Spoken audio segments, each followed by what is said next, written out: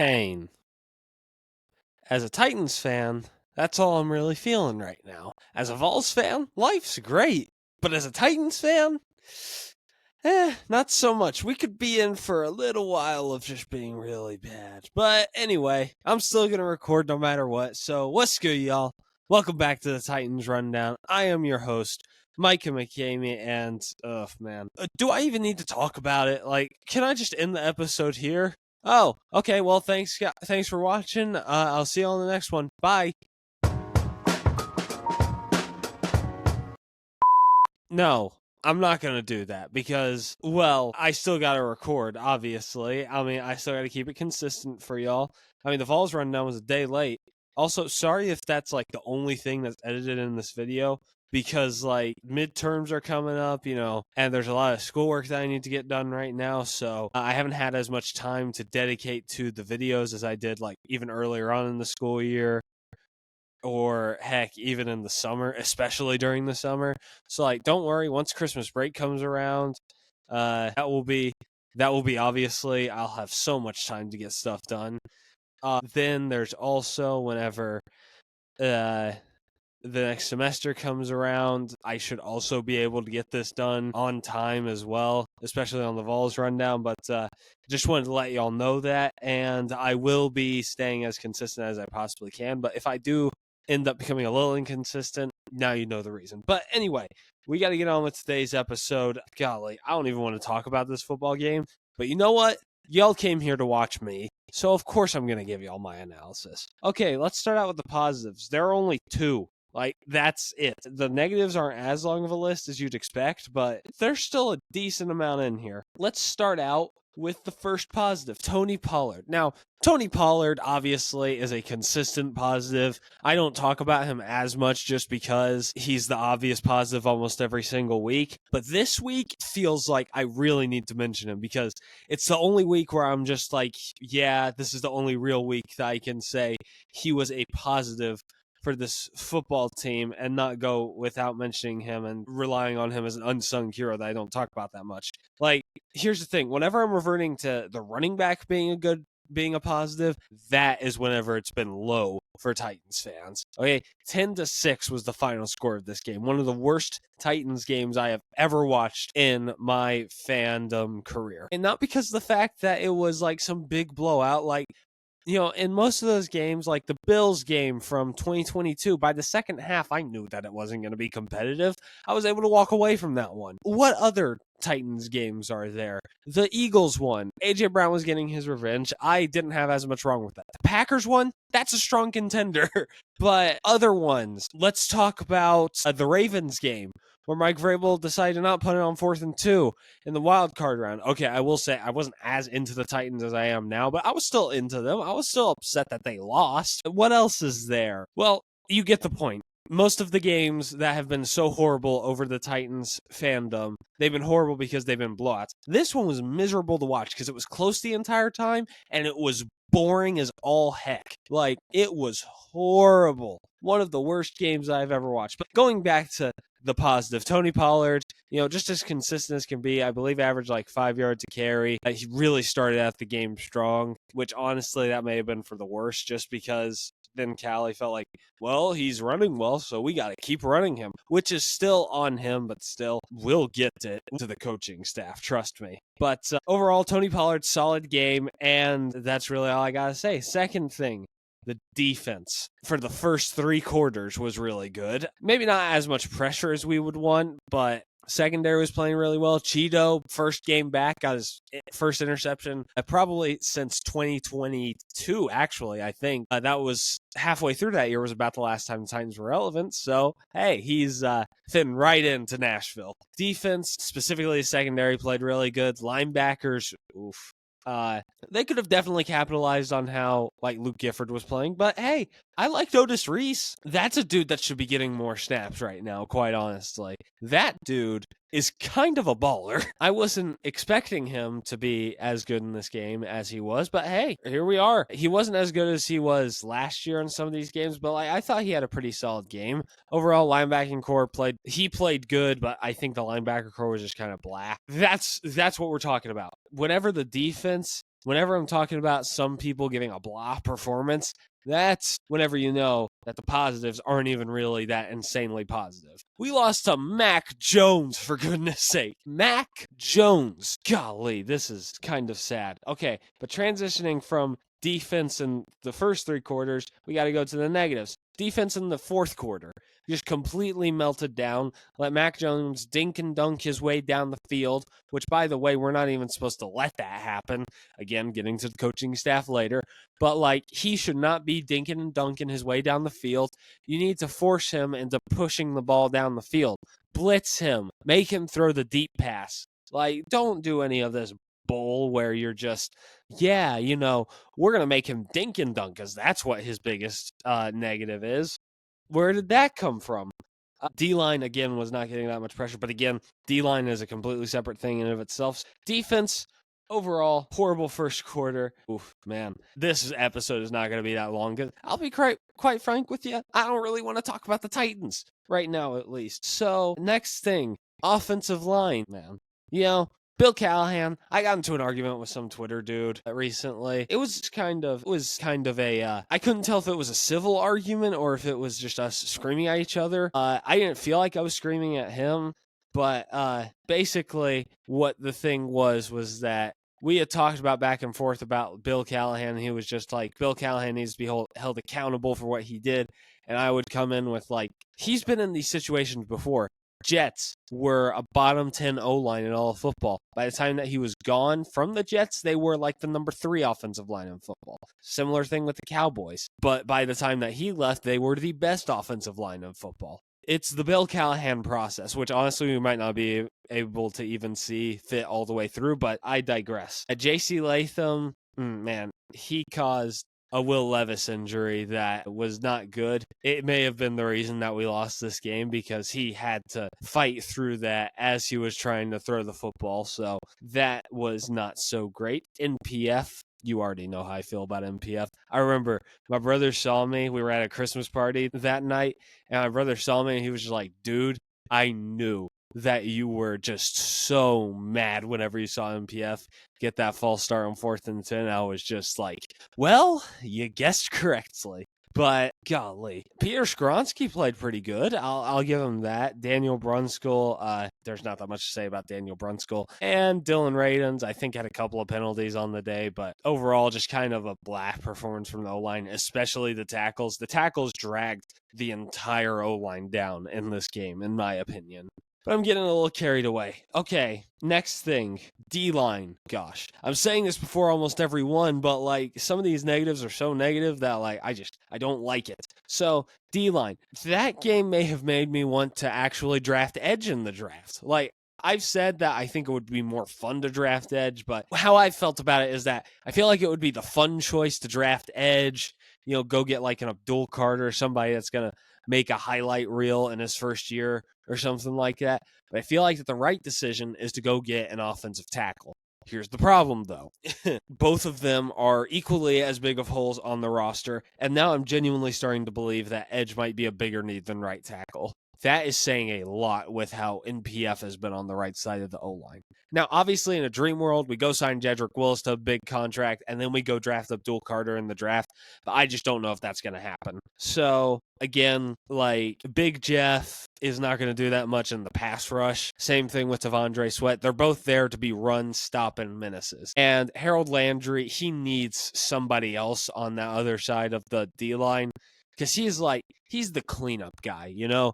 Like he's gonna get to the quarterback every now and again, but like he's the guy that's there whenever the quarterback is trying to make some type of big scramble drill or anything or something like that. Like he's the guy that comes up behind him and just swarms him in a big old hug. That was probably intrusive of your space, and I apologize for that. But he's just this really solid edge that can do the dirty work for the other edges. But the problem is he's not that great whenever you don't have another edge that is really good at pass rushing. That's why he was so good with Denico Autry.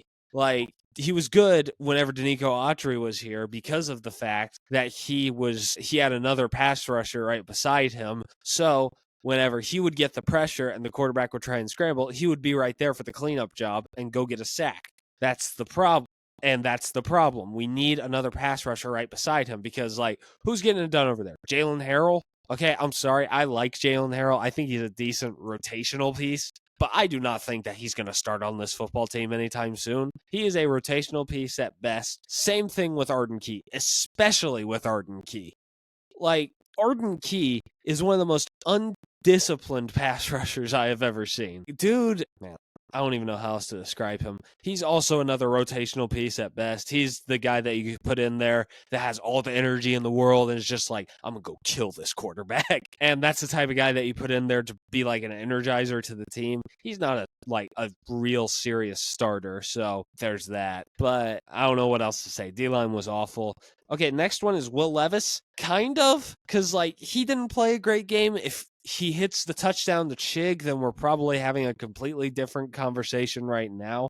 But in his defense, my gosh, I didn't, like, every time that I felt like he completed a pass, I felt like he had to fit it into a tight window. Like, it felt like watching, I don't know, it felt like watching one of those really crappy college games where it was just like, it's a 3-9 versus 3-9 MAC team. And they're just like, none of these dudes are getting open. My gosh. You know, that's the vibes that gave me. Like, nobody was open. Nobody was, being schemed to where they would look very optimal for the quarterback to throw to him. Like, it felt like they had to fit into a tight window. I don't know how else to say it. Like, man, because here's the thing.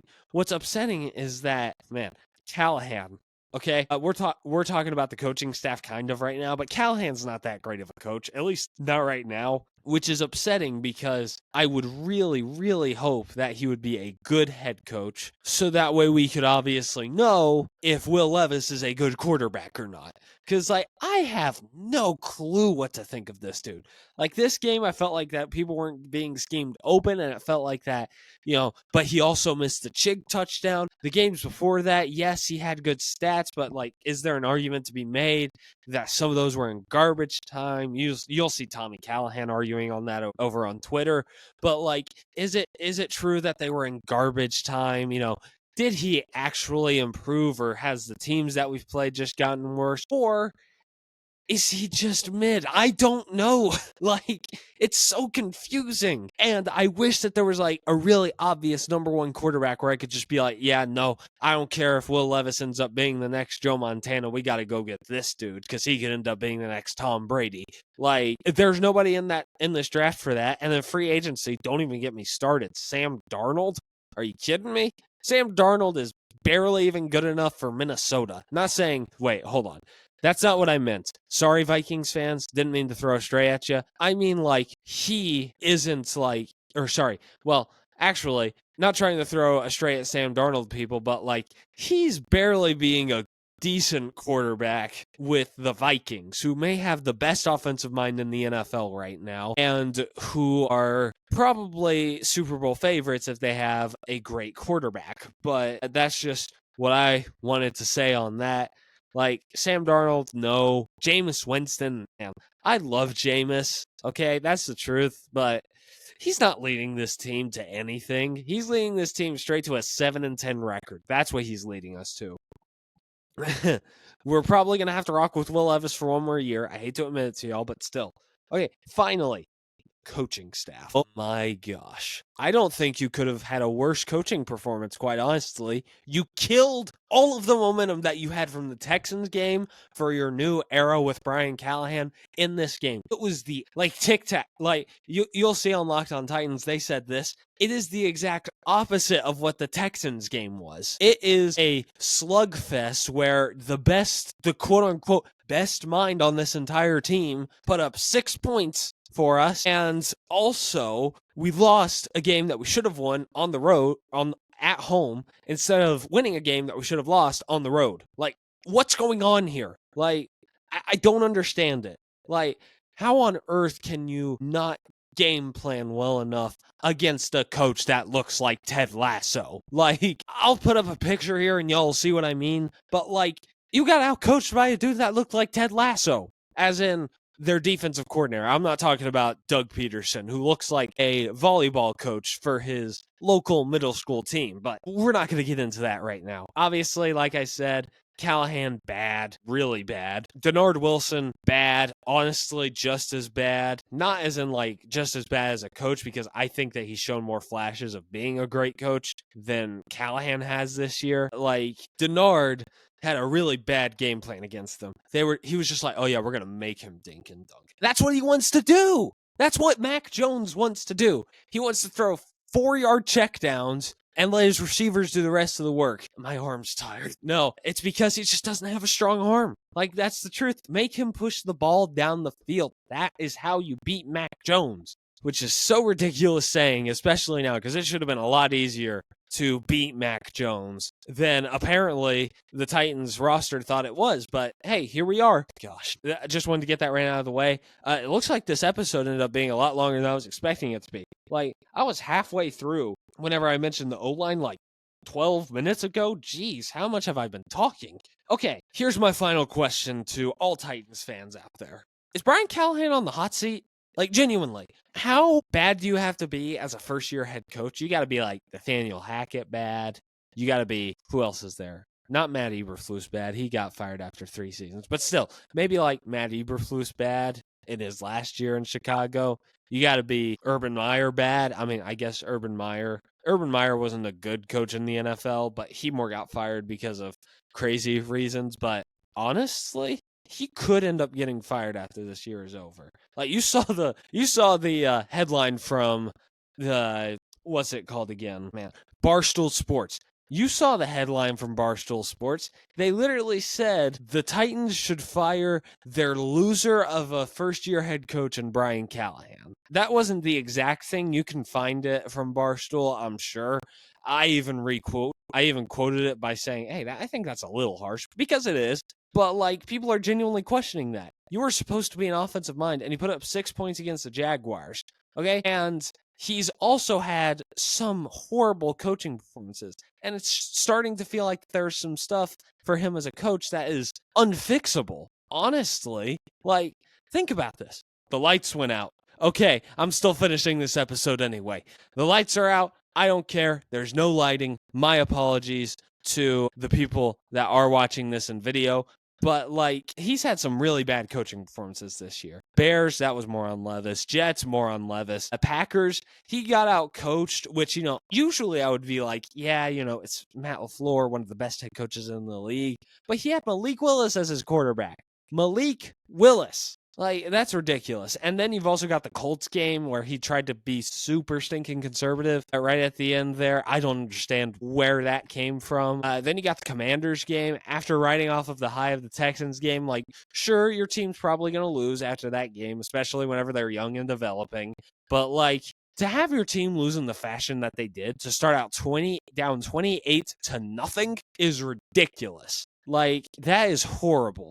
Then you got this game where, again, got outcoached by Ted Lasso. What can you do? But I'll tell you what you can do. You could fire Callahan. And honestly, I can definitely see a universe where Amy Adams-Strunk saw what Rand Carthen did with that hiring, saw that some of the some of the free agent signings that were supposed to be big booms ended up not working out at all. Like, Calvin Ridley's solid. Okay, don't let his stats fool you. The only reason that he doesn't have like 800 or 900 yards right now is because of how bad Will Levis was those first few weeks of the season. Like, there's a reason that a meme was made out of him every single week. Like, you saw once Mason Rudolph, the more polished, I guess somewhat the more polished version of Levis, even then still, but like, the more polished, less strong version of Levis, once he got in, you saw that Calvin Ridley was able to get it going. Like, that's just how it is.